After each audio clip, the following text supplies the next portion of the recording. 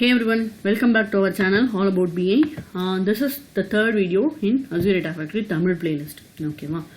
இதில் வந்துட்டு ஒரு simple thing நான் டிஸ்கஸ் பண்ண போறேன். What is the difference between copy activity and data flow activity?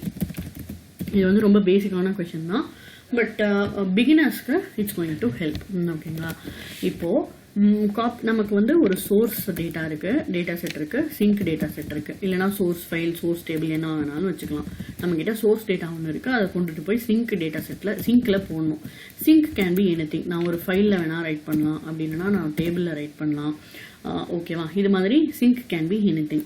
இப்போ சோர்ஸ்ல உள்ள டேட்டாவை நான் அப்படியே வந்துட்டு 1-to-1 மேப்பிங் பண்ண போறேன் சிங்க்ல. பெருசா ஒன்றும் ஆப்ரேஷன்ஸ், அதாவது டிரான்ஸ்ஃபர்மேஷன்ஸ் எல்லாம் நான் பண்ண போறது இல்லை. அப்படிங்கிற பட்சத்தில் நோ டிரான்ஸ்ஃபர்மேஷன்ஸ் அப்படின்னா I can choose copy activity. அப்படி இல்லை, எனக்கு வந்து I'm going to do some transformations, like நான் வந்துட்டு லுக்கப் பண்ணுவேன், லுக்கப் பண்ணி ஒரு சில கீஸ் எடுப்பேன், அதுக்கப்புறம் சார்ட் பண்ணுவேன். அப்படி இல்லைன்னா I want to do some join operation. இது மாதிரிலாம் வந்துட்டு if you want to do anything extra on top of the source data, இப்போ source data இருக்கு, அதை நான் அப்படியே கொண்டு போய் டெஸ்டினேஷன் ஆர் சிங்க்ல போடாம அதில் ஏதோ சம் ஆக்டிவிட்டிஸ்லாம் பண்ணி கொஞ்சம் டிரான்ஸ்ஃபர்மேஷன்ஸ்லாம் பண்ணி நான் வந்துட்டு லோட் பண்ண போறேன் அப்படின்னா அதுக்கு வந்துட்டு you have to go for data flow activity. என்ன one more thing to note வந்துட்டு, இப்போ சோர்ஸ்ல எனக்கு ஒரு 10 காலம் இருக்குன்னு வச்சுப்போம், சிங்க்ல 12 காலம் இருக்கு. அது என்ன 2 எக்ஸ்ட்ரா காலம்னா லாஸ்ட் மாடிஃபைட் டேட், இந்த மாதிரி 2 எக்ஸ்ட்ரா காலம் இருக்கு. நார்மலி நம்ம எல்லா டேபிள்ஸ்லையுமே இது வச்சிருப்போம். ஏன்னா டேட்டா எப்போ லோட் ஆச்சுன்னு தெரியணும், யார் லோட் பண்ணாங்கன்னு தெரியணும். ஓகேங்களா? இப்போ சீக்வல் சர்வரை பொறுத்த வரைக்கும் நம்ம லாஸ்ட் மாடிஃபைடு பைங்கிறத ஏதாவது ஹார்ட் கோட் பண்ணுவோம். அப்படி இல்லைன்னா விண்டோஸ் யூசர் நேம் எடுத்துப்போம். அப்படி இல்லைன்னா ஜென்ரலாக நம்ம என்ன பண்ணுவோம்னா அட்மின் அந்த மாதிரி ஏதாவது ஹார்ட் கோட் பண்ணுவோம். இதுக்கு வந்துட்டு கெட் டேட் அப்படின்னு சொல்லிட்டு நம்ம ஃபங்க்ஷன் யூஸ் பண்ணுவோம். இதே மாதிரி 2 எக்ஸ்ட்ரா காலம் லைக் திஸ். அப்படி இல்லைன்னா ஃபைல் நேம் கூட இருக்கலாம், என்ன ஃபைல் நேமை நம்ம லோட் பண்றோம். அப்படி இல்லைன்னா சோர்ஸ் டேபிள் நேம், இது மாதிரி ஏதாவது ஒரு சில இன்ஃபர்மேஷன் நம்ம வந்துட்டு டிரைவ் பண்ண முடியும் அப்படின்னா நம்ம வந்துட்டு காப்பி ஆக்டிவிட்டி யூஸ் பண்ணலாம். இதெல்லாம் வந்துட்டு டிரான்ஸ்ஃபர்மேஷன் கிடையாது. ஓகேங்களா? இதெல்லாம் எதுவுமே டிரான்ஸ்ஃபர்மேஷன் கிடையாது, இதெல்லாம் ஸ்டாட்டிக் வேல்யூஸ் தான்.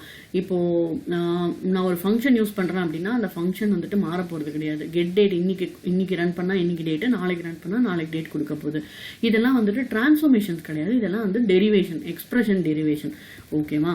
என் சோர்ஸ்ல 10 காலம் இருக்கு, அந்த 10 காலத்தை என் சிங்க்ல 10 காலத்தோட மேப் பண்ணிட்டு எக்ஸ்ட்ரா இருக்கிற காலத்துக்கு நான் என்ன பண்ணலாம்னா காப்பி ஆக்டிவிட்டியில அடிஷனல் காலம்ஸ்ன்னு இருக்கு. ஓகேவா? இந்த அடிஷனல் காலம்ஸ்ல எக்ஸ்பிரஷன்ஸ் ரைட் பண்ணி நம்ம இந்த மாதிரி எக்ஸ்ட்ரா காலம்கெல்லாம் வேல்யூஸ் டிரைவ் பண்ணிக்கலாம். இப்போ SSIS தெரிஞ்சவங்க வந்து இதை எதோட ஈக்குவேட் பண்ணலாம் அப்படின்னா டிரைவ்டு காலம் டிரான்ஸ்ஃபர்மேஷன் எடிட்டர். இது வந்துட்டு எதுல இருக்கும்னா டேட்டா ஃப்ளோல இருக்கும் SSISல. ஓகேவா? ஆனா டேட்டா ஃபேக்டரியை பொறுத்த வரைக்கும் காப்பி ஆக்டிவிட்டியில நம்ம அடிஷனல் காலம்ஸ் ஆட் பண்ணிக்கலாம். அந்த அடிஷனல் காலம்ஸ்ல எக்ஸ்பிரஷன்ஸ் எழுதி டிரைவ் பண்ணிக்கலாம் வேல்யூஸ் ரன் டைம்ல. ஓகேங்களா?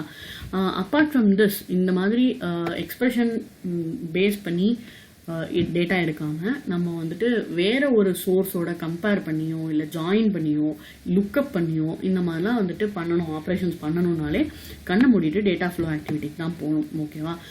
கம்பேரிசன் இது வந்துட்டு ஆப்ரேஷன்ஸ் ரிலேட்டட் கம்பேரிசன். இதை தவிர காஸ்ட் வைஸ் பார்த்தீங்கன்னா டேட்டா ஃப்ளோ வந்து கொஞ்சம் காஸ்ட்லி. ஓகேவா? டேட்டா ஃப்ளோ ரன் பண்ணணும் அப்படின்னா கம்ப்யூட் ரிசோர்ஸஸ் அதை அக்வயர் பண்ணணும். கம்ப்யூட் ரிசோர்ஸ்னா ஒன்றும் இல்லை, ஒரு ப்ராசஸர் டு ரன், நம்ம கோடை ரன் பண்ணுறதுக்கு ஒரு ப்ராசஸர்னு வச்சுங்களேன். இப்போ நம்ம ஒரு டிரான்ஸ்ஃபர்மேஷன் சோர்ஸ் இருக்கு, நிறைய டிரான்ஸ்ஃபர்மேஷன் இருக்கு, அது சிங்க்ல போய் லோட் ஆகுது. இந்த எல்லா ஆப்ரேஷனும் எக்ஸிக்யூட் ஆகணும்ல ஒரு மிஷின்ல, அதை அக்வயர் பண்ணுறதுக்கு கொஞ்சம் டைம் ஆகும். ஸோ அதுக்கெல்லாம் வந்துட்டு கொஞ்சம் டைம் ஆகும்னா என்ன அர்த்தம்னா it will incur some cost. ஓகேவா? காப்பி ஆக்டிவிட்டியை பொறுத்த வரைக்கும் டைரக்டாக வந்துட்டு ரன் பண்ணிக்கலாம். நம்ம அதை வந்துட்டு கம்ப்யூட்டர் ரிசோர்ஸ்லாம் அக்வயர் பண்ணலாம், டைம் வேஸ்ட் பண்ண தேவையில்லை. ஓகேவா? ஸோ இது 2 தான் இதுக்கு கம்பேரிசன். இப்போ இந்த 2 ஆக்டிவிட்டியுமே டேட்டா மூவ்மெண்ட்ல தான் வரும். ஓகேவா? இப்போ டேட்டா மூவ்மெண்ட் பொறுத்த வரைக்கும் நமக்கு என்ன முக்கியமான ஒரு விஷயம் தேவை அப்படின்னா லிங்க்டு சர்வீஸ்னு ஒன்று லிங்க் சர்வீஸ்லாம் நம்ம ஆல்ரெடி டிஸ்கஸ் பண்ணிட்டோம். நமக்கு என்ன தேவை அப்பார்ட் ஃப்ரம் லிங்க் சர்வீஸ் அப்படின்னு பார்த்தா இன்டிகிரேஷன் ரன் டைம். ஓகேவா. இந்த இன்டிகிரேஷன் ரன் டைம் வந்து ஒரு important concept with respect to இன்டர்வியூஸ்லாம். நான் இந்த இன்டிகிரேஷன் ரன் டைம் என்னங்கிறத அடுத்த வீடியோவில் போடுறேன். இது வந்துட்டு ரொம்ப பெரிய வீடியோவாக நான் ஆக்க விரும்பலை. ஸோ இதில் நம்ம என்ன கான்சன்ட்ரேட் பண்ணோம்னா காப்பி ஆக்டிவிட்டிக்கும் டேட்டா ஃப்ளோ ஆக்டிவிட்டிக்கும் உள்ள டிஃப்ரென்ஸ், எதை எப்போ யூஸ் பண்ணணும் அப்படிங்கிறத மட்டும் அண்டர்ஸ்டாண்ட் பண்ணிக்கோங்க. நம்ம அப்கமிங் செஷன்ஸில் நம்ம டெமோலாம் பார்ப்போம். ஓகேங்களா. ஸோ நெக்ஸ்ட் வீடியோவில் நம்ம இன்டிகிரேஷன் ரன் டைம் பற்றி பார்க்கலாம். Until then thank you so much.